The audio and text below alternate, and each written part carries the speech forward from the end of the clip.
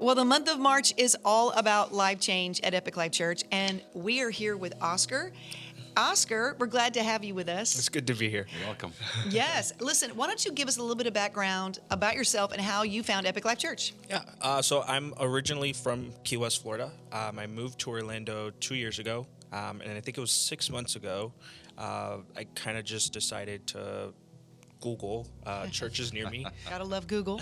And I found a few different ones, kind of looked around, but then I found a video of you preaching, and just kind of felt right, so I figured I'd check in.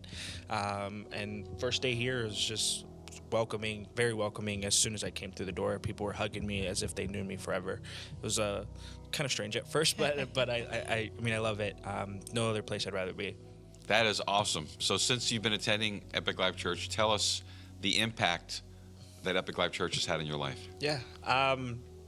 Well, I mean, I grew up Catholic. I have a Catholic background, and I even went to Catholic school and stuff like that. So I was always around like the church growing up. High school, I kind of went away from it, and then before EpicLife, I haven't probably like consistently gone to church for a few years. So since then, it's a sense of community. Like I feel like I belong here, for sure. And I definitely sense like a lot more peace in life, despite all the ups and downs that happen outside of this place. Wow. Well, that's great. Well, take us back, because it's all about life change at EpicLife.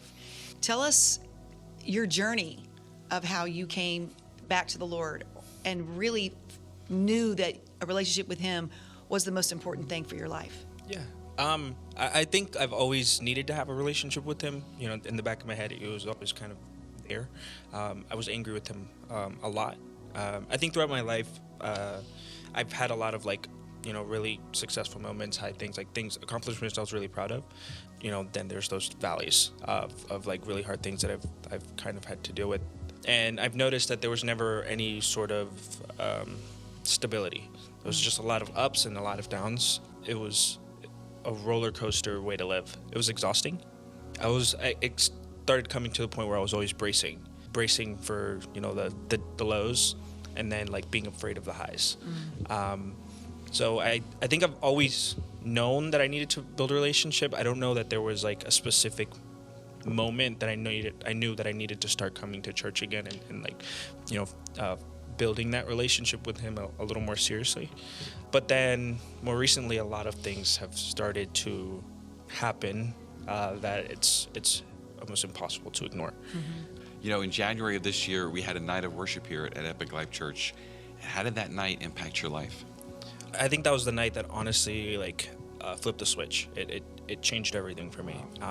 I wasn't really supposed to be here. I was supposed to be out of town for work, but long story short, right before leaving for work, I was hospitalized. I had a herniated disc, so I was on bed rest for like a week. Wow. And I was able to attend the night of worship. A little bit of pain, couldn't stand for very long, but I pulled through.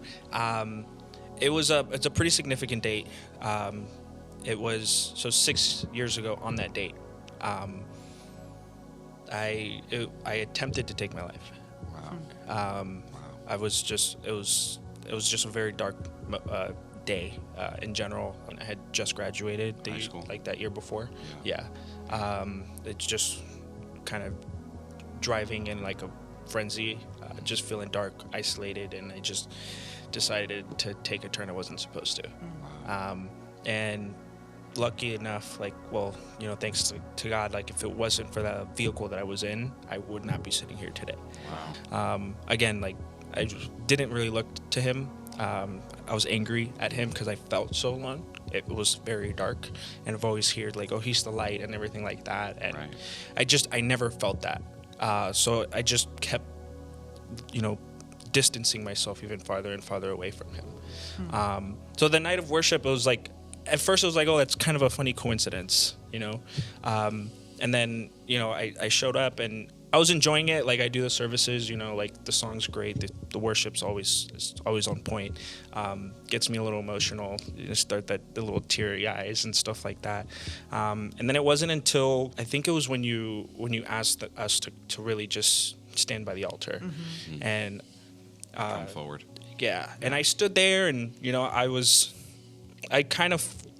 pulled there, and it wasn't until I think it was you, Pastor Dan, that like I just felt your hands on my shoulders, and I just immediately broke down. Wow. Wow. Just crumbled to my knees and just started sobbing. Wow. It was very overwhelming, but as I was crying, it just felt like everything just melted away. It's incredible. And it was it's the first time I like truly felt his presence in a long time, I would say, like where I just knew it was him. Sure. It was like I've always considered January 31st to be like a very dark day. Anything leading up to that, like I start to feel really weird. Sure. And I think that God turned that day of darkness into a night of triumph. Wow. That's awesome, Oscar. The enemy meant to use that day and use that as a bad memory of something that happened years ago.